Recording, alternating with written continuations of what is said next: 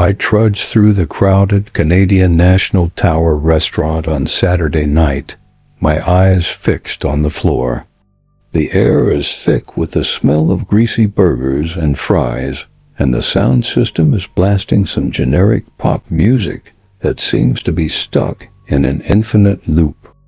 My best friend, Emily, clings to my arm, her eyes scanning the room with a mix of excitement and fear. "Come on, let's get our dinner already." "I'm starving." I nod, trying to hide my own anxiety. "We're here for a birthday party, but I'd rather be anywhere else." The tower's got a weird energy, like it's watching us. As we make our way to the food counter, I catch glimpses of people staring at their phones or chatting with friends. Some are laughing and having fun, while others look worried or distracted. I spot a group of rowdy college students in the corner, loudly arguing over whose turn it is to buy drinks. The kitchen staff rushes by, shouting orders and flipping burgers on the grill. A harried-looking chef pokes his head out of the kitchen door, his hair slick with sweat. "All right, everyone, let's keep it moving in here." We wait in line for what feels like an eternity, exchanging awkward small talk with the people around us.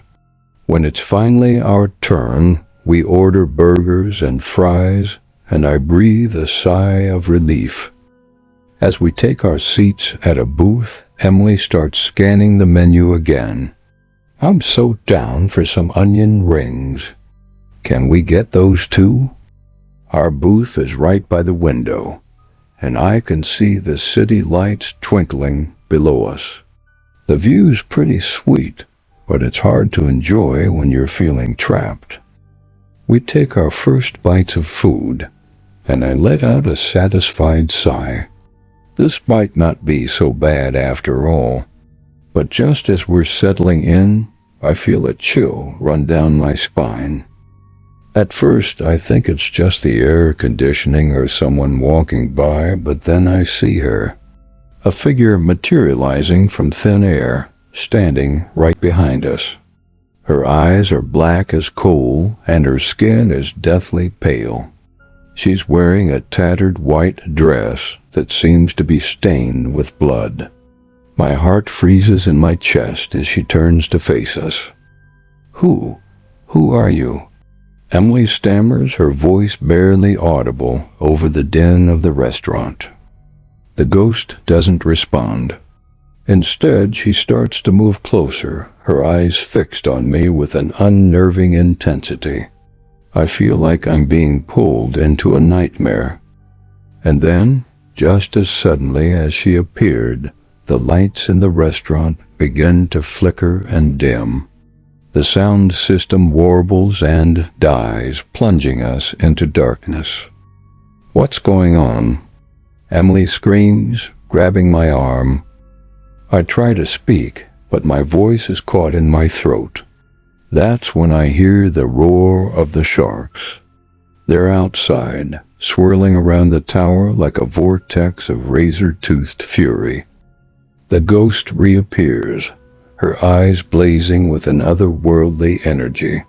She points at something behind us, and we turn to see the horror unfolding.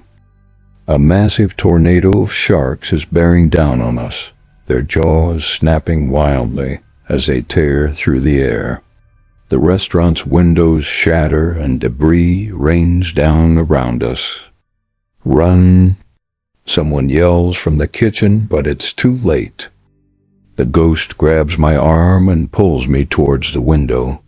We squeeze out into the stairwell just as the sharks crash through the wall behind us, sending splinters flying everywhere. We stumble down the stairs, our hearts pounding in our chests. The shark tornado is gaining on us, its roar growing louder with every step. As we hit the ground floor, I see a group of terrified patrons running for the exits. One of them trips and falls, screaming as she's dragged underfoot by a snarling shark. The ghost drags me towards the stairs again, her grip like a vice on my arm. We burst through the doors and out into the night air, gasping for breath. We're not safe yet. The sharks are everywhere, swirling around us in a maddening dance. I see a giant great white reach the surface of the water, its jaws wide open as it snarls at me. The ghost pulls me towards the tower's elevator shaft, her eyes blazing with an unholy power. We climb inside just as the shark tornado hits us, sending debris crashing down around our feet. The doors close behind us, and we're plunged into darkness once more. I feel like I'm going to pass out. As I look around in terror, I realize that I'm not alone. The ghost is standing right next to me, her eyes still fixed on the shark tornado raging outside. She reaches out a cold hand and touches my face, and suddenly I'm flooded with visions of her past. I see her as a young woman, smiling and laughing with friends at a party just like this one. But then she starts to change, her smile twisting into a grotesque grin. I see the bodies, the bloodstains on her clothes. I hear the screams, the terror in her victim's eyes.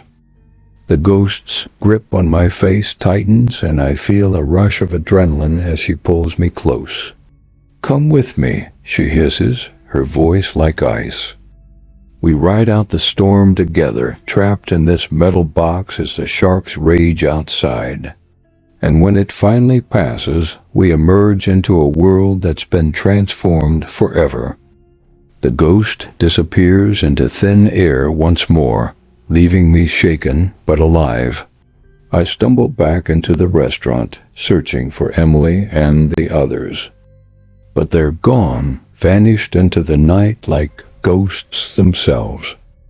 As I look around at the ruins of the restaurant, I realize that the tower itself has changed too. The walls are scarred, the glass shattered. It's like something ancient and evil has awakened within its depths.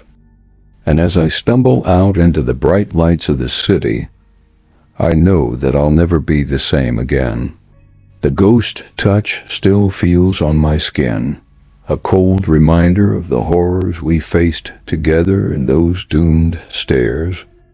I'm writing this from a hospital bed, my heart still racing from the events of that night. They say I was lucky to have made it out alive, but I know the truth. The ghost's presence is still with me, her eyes fixed on some point beyond my own. And sometimes in the dead of night I feel her icy breath on my skin. I've tried to tell no one about what happened that night, but deep down, I know it's only a matter of time before the truth comes out. The tower's secrets will be revealed, and when they are, I'll be ready. For in that moment I knew I was part of something much bigger than myself, a world where terror lurks around every corner, waiting to pounce on the unsuspecting. And I wouldn't have it any other way.